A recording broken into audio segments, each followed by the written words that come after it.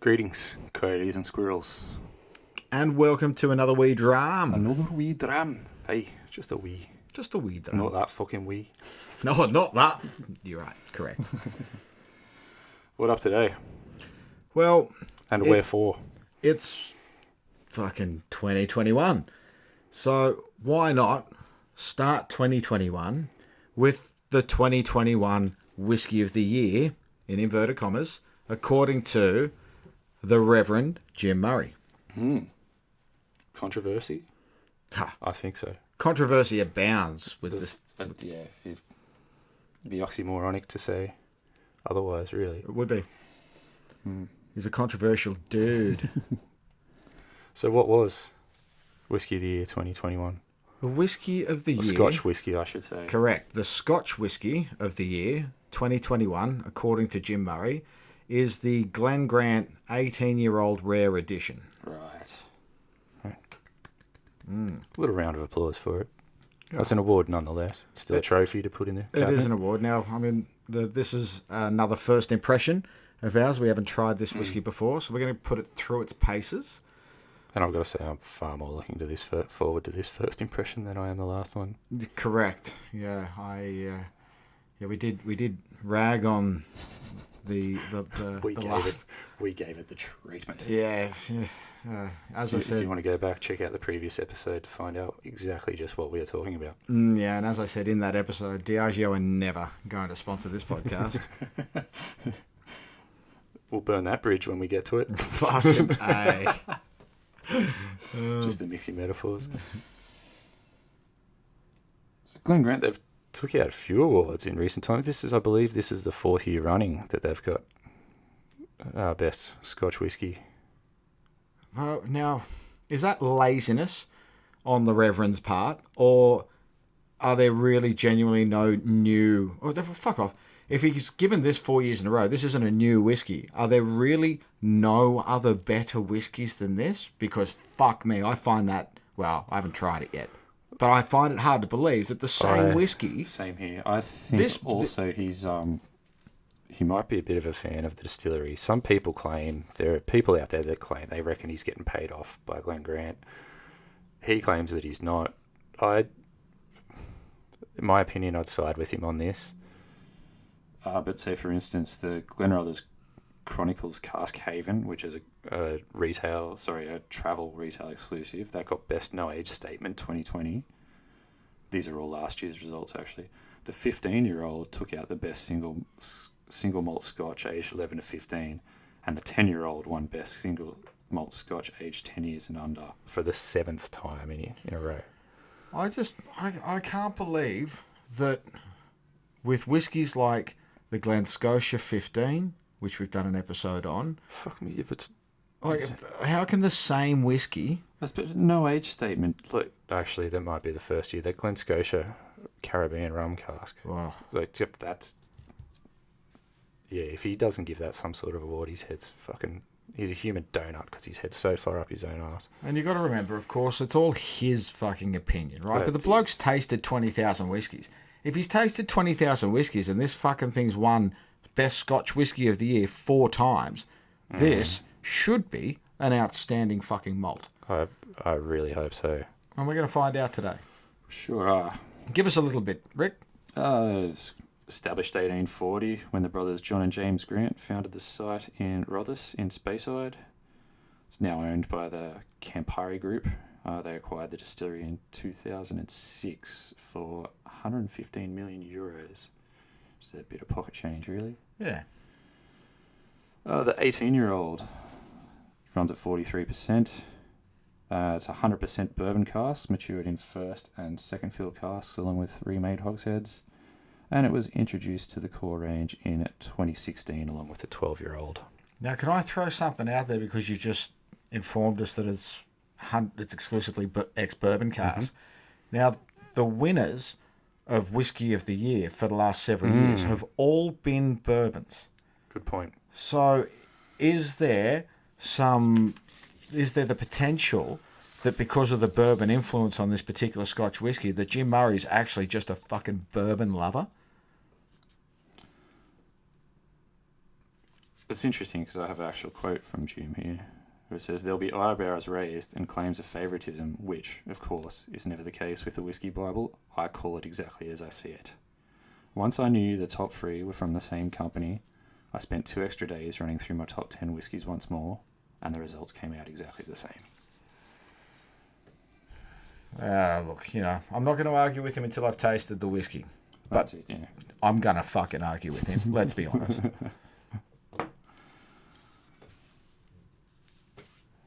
Yeah, why not? No, I was going to say, have you got? Fuck it. Let's at least There's not much more to say until we go on. Oh, a lot of high end, sort of something sour. Yeah, there's a bit of vanilla. It's almost. I'm getting sort of a sour grapes almost. Yeah, there's some, maybe really high end. Maybe some slightly unripe pear. Yeah, I think that's the same thing that I'd call grapes. A little bit of cut grass in there. It's green and fresh on the nose. Very much so. No sting, but I suppose I expected a little bit more depth. Same here. I expected more body, more bottom end, especially for an 18-year-old. Not offensive in any way, shape, or form. No. Just unexpected. Yeah.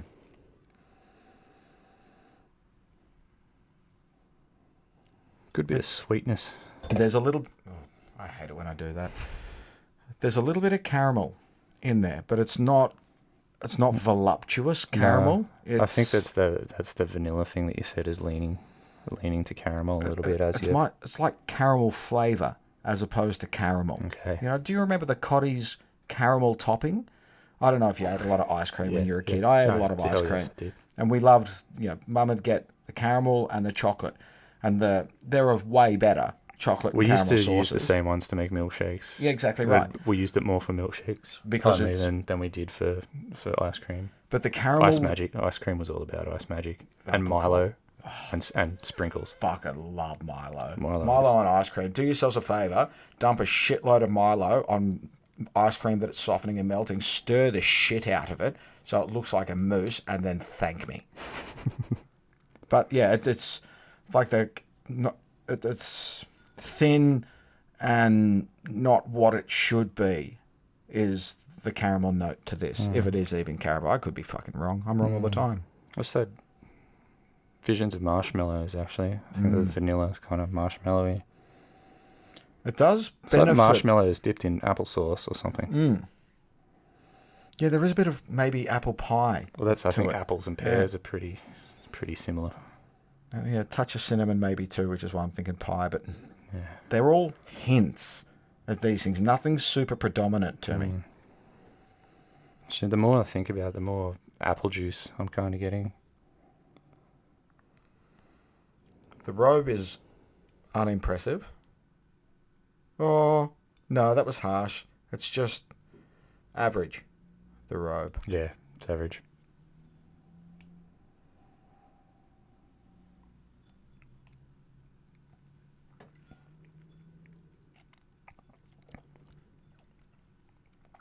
That's unexpected.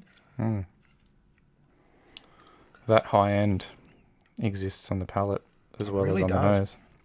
And there's a spice to it that I was not expecting for an 18-year-old. It's very much like a heavily cinnamoned apple pie on the palate. Yeah.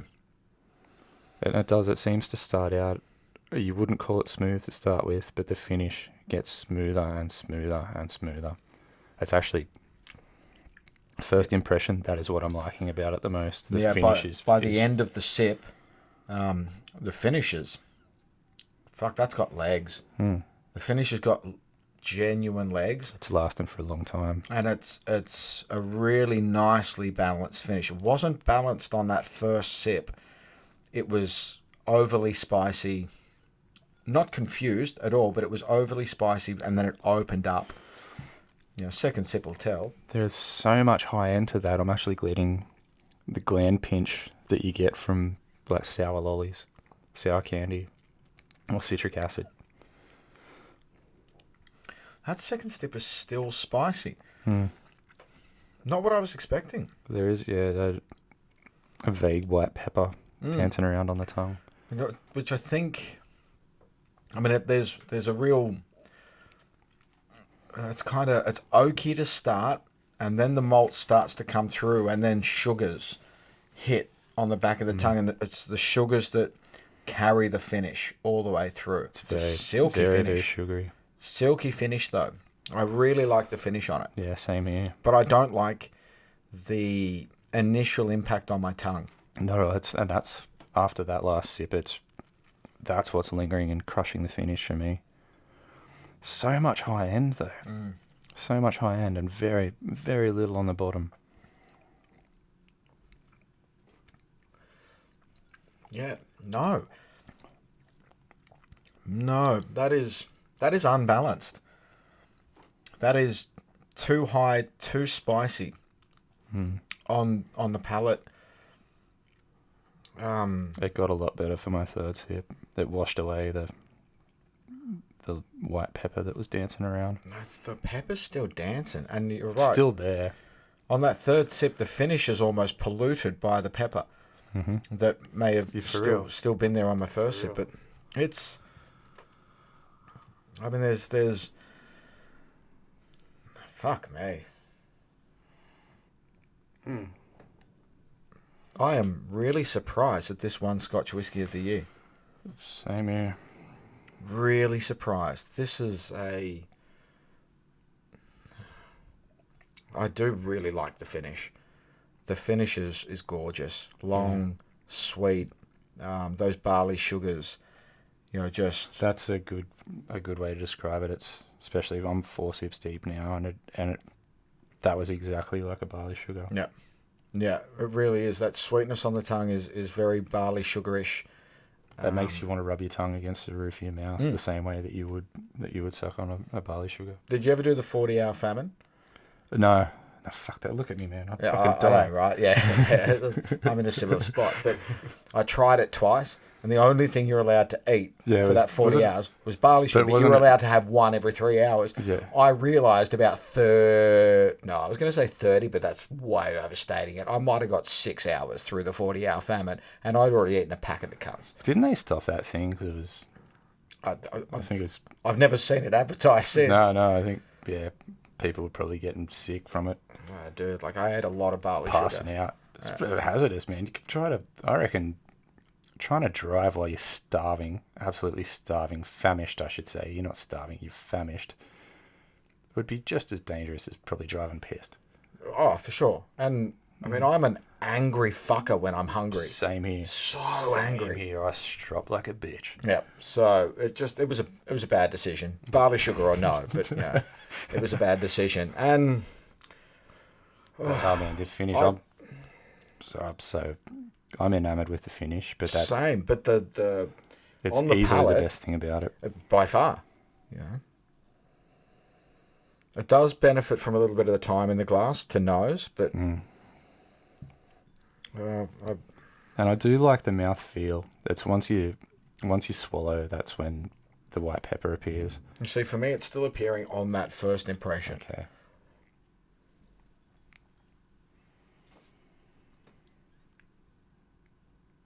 Well, apparently, master distiller Dennis Malcolm, he claims that their whole shtick at Glen Grant is consistency. He says it's consistent quality from the whole process, from production right through. You've got to be consistent with everything you're doing. Yeah, that's fair. That doesn't bode well for their other offerings, in my opinion. Well, look, the fourth sip was a lot better. Yeah, it does. There was a lot less spice on it. You do need to, deaden those taste buds a bit, I think. But and so the fourth sip was way better balanced than my previous sips, by far.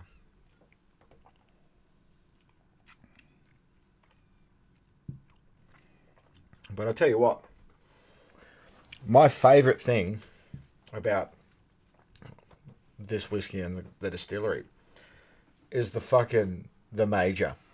What a guy. Now, he came up a little bit when we were doing the Halloween episode. He was the protagonist. Wow. maybe antagonist in one of our stories.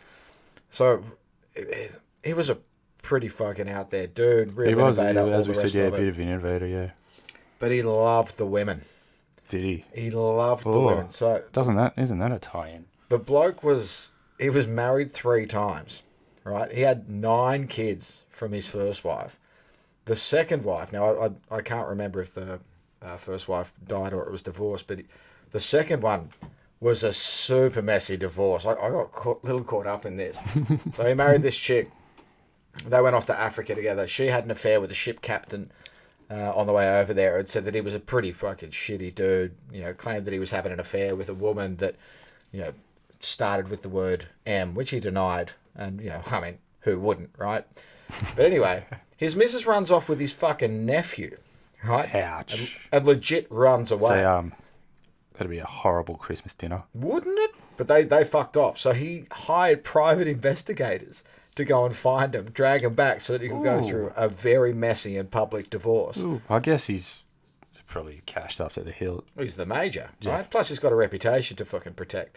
Yeah, but true. Once the divorce is finalised, he very quickly marries a woman named Mary, which may have, may lead a little bit of credence to the rumours. But the dude was a dude. He done a bunch of cool shit, but loved the ladies. I can get into that. Women are beautiful. They are. I won't fault him there. No, God no. I mean, I'm not one for affairs, but I am one for the ladies. Unfortunately, the ladies aren't for me, but yeah. What can you do? I'm very niche. Well, if you go back to one of our previous episodes, the Glenfiddich, Dram. Aye. And the tie-in that I alluded to was the comments Becky Paskin brought to light about Jim Murray's sexist and what else would you say? And objectifying language. And I can't remember if I was supportive or denigrative or neutral when we were talking about that. But I do one thing that I thought about. Not once have we used sex as a metaphor and I'm sure we haven't tasted 20,000 whiskies, but not once have we used a sexual metaphor for whiskey. Sorry. You have at least 3 times. Oh, crap. We'll edit this bit out. Fuck. In fact, you did in that Glenfiddich episode. Damn it. My memory's shocking. But it sounds like me. Yeah, I'll put my hand up. Yeah. I that's kind of why I was on his side. Because whiskies, they can be like sexual. They have a similar allure to them as certain women do, or certain aspects of the female gender does. Yep. I don't see too much wrong with what he's put in his book. It's other things that I've heard about, for instance, that are in like live tastings when he singled out a particular woman in a crowd and then asked the rest of the crowd to picture her naked. Oh. See, I don't... That's not okay. Yeah, see, that's not okay. He can write whatever the fuck he wants. But that's straight up not okay. No, that sort of thing. And How the fuck would that poor woman feel? Exactly. Horribly objectified. Fuck that. That's not cool. Yeah.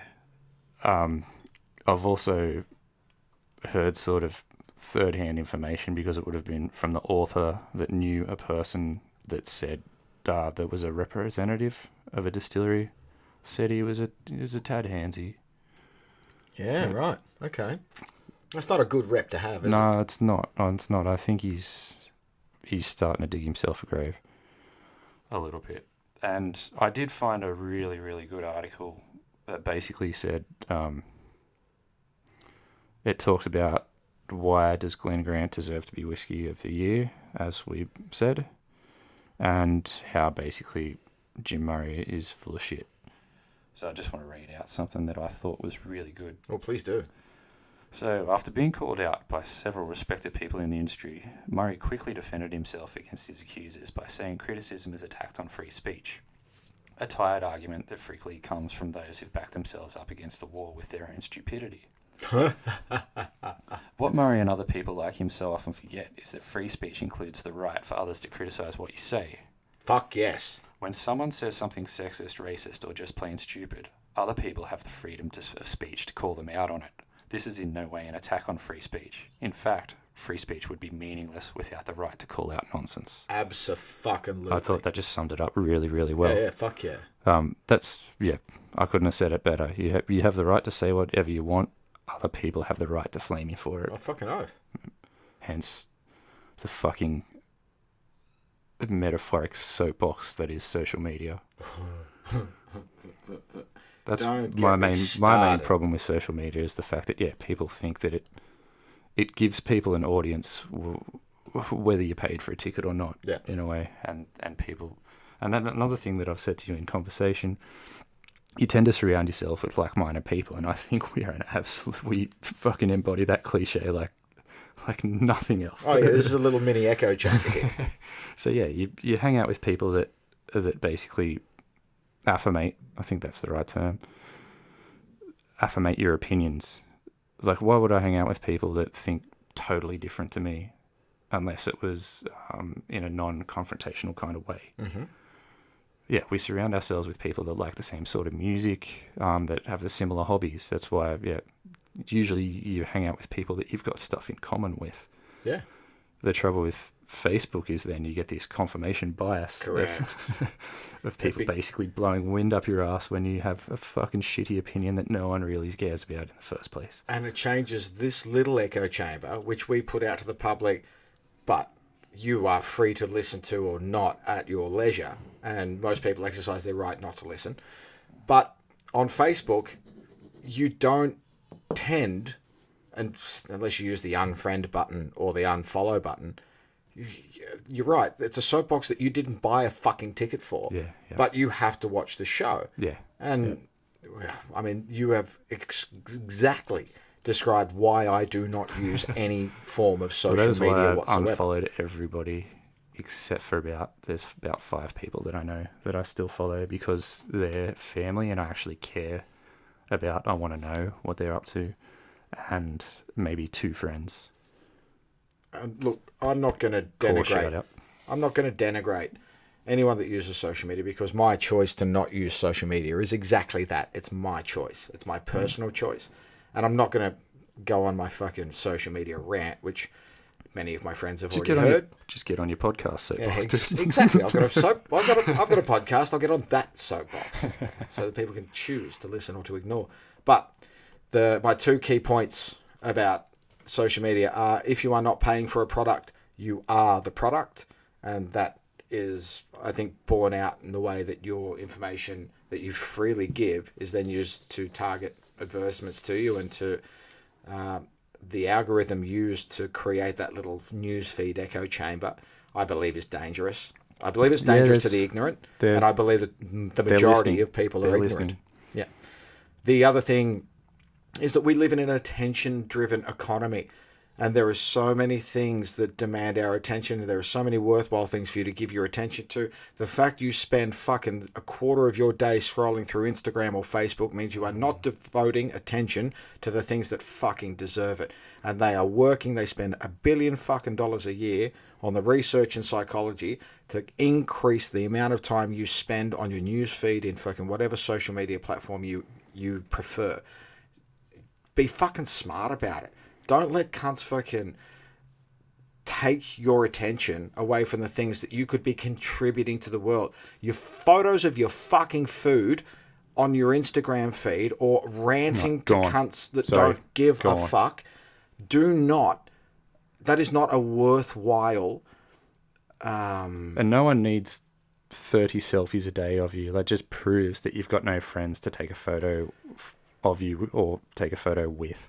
Find something to contribute to the world. And that's also, when you look back, that's your time is your main non-renewable resource. It's 100%. Time you'll never get back. That is such a good point. It is the only non-renewable resource. You cannot do anything to get more time. Besides the planet. So why fucking give it away? Why piss it up the wall with photos of your food and fucking, photos of your kids and all the fucking rest of the bullshit that people put on there? Unless you're doing something legitimately awesome. Well, that's it. But that's contributing. Yeah, I mean, fuck, to find some way to have a creative outlet that isn't wasting your time on social media. Anyway, social media rant over. This is a whiskey podcast, not a fucking social media podcast. That rant, I think, gave this the perfect amount of time to oxidize to air. Some nice malty tones and a little bit of wood has come out. Oh, that is much better. Yeah. You're right. Okay, so this is a dram that benefits from some time between pouring and tasting. Yeah. All that white pepper's gone, and it's the wood that comes through. Yeah. It's a way better balanced malt. Yep. This is a nice single malt. Is it fucking single? Now, hang on. I haven't added any water here at all. Well, slow down. No, you're nearly done. Like, slow right. down before you add water. But although there is a bottle here that we can keep on. That's nice. That's nicer on the nose with a little bit of little splash water in there. Mm. I love the sweetness that has evolved now. The sweetness and the malty sweetness and that little bit of wood is actually quite lovely. You do need to let this sit for a good really 10 do. minutes, I think. You really do. Benefits from a drop on the nose. Mm. Yeah, I may as well follow suit. Oh, yes. Benefits on the palate as well. Yeah. There's a real nice separation there of those sugars, the wood, and the malt. But I've got to be honest, Rickus. Scotch whiskey of the year? It is not. There's no way I'm going to give it the same score. It is not the Scotch whiskey of the year for mine. Now, fair enough. It's only it's very, very, very fucking early, 2021. But this is one Scotch whiskey of the year. How many years? Is it 4 years in a row? 4 years running, apparently. Now, in the Whiskey Bible, anyway. I can give you several drams that we've done on this podcast in the last 12 months that would give this an absolute run for its money and kick its for sure ass. Especially of that age. Oh, yeah. Yeah, big time. Even 16 to 21. Yeah, I'm not going to go through them now because this is a wee dram. But for mine, and I do hate that term, so I'm going to edit that out. In my opinion, this is a lovely dram and definitely something that I would drink on probably a spring or autumn day. This isn't a winter dram. Yeah, you're right. Nor is it a summer dram. Nor is it a summer. It's a spring or autumn dram. It is pleasant, at times delightful. There is much to be said about it, but it is not the best whiskey I have tried this year. We're only 2 weeks into the year. But hey, it's our job. Well, it's what we choose to do. And in saying, even though we've given Jim Murray shit, I tell you what, I'd be happy to give him the platform to defend himself. I'd love to have him on the podcast for real, to delve into his process. And I mean, fuck, 20,000 whiskeys tasted. You got to give the man fucking respect for that. Well, I can say we've got a few quotes from the man. He claims that Glen Grant is the best distillery in Scotland and it's the most consistent. Maybe it is the best because it's the most consistent. What I can tell you is that if you tasted a Glen Grant from 1952 distilling or whatever, there's no difference to now. It's one of the few distilleries where the DNA has not changed. I can't think of any other distillery that is as true now as it was in the past, and it's one of the reasons I love it so much, and that makes it virtually unique in Scotland. Okay.